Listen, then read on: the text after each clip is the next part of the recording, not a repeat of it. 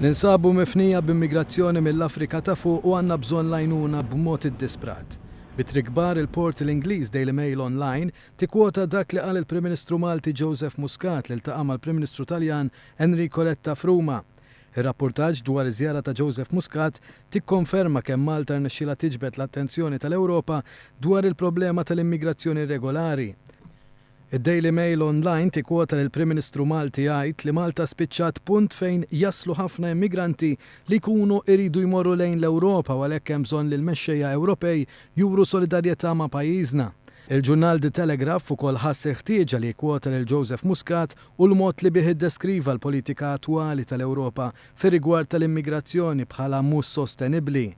L-online portal ta' Fox News għamel referenza għal dak li ntqal waqt il-konferenza tal-aħbarijiet tal-Prim Ministru Malti u dak Taljan fil-waqt li l-istazzjon Amerikan Bloomberg ġab intervista ma' Joseph Muscat fejn hawnhekk il-Prim Ministru spjega fid-dettall il-bżonnijiet u l-problemi ta' Malta. Il-ġurnal elettroniku Taljan ANSA irrapporta kif Muscat sostna li Malta tikkumbatti b'mod tanġibbli l-globalizzazzjoni tal-indifferenza li semma l-Papa Franġisku waqt iżjara tiegħu f'Lampedusa.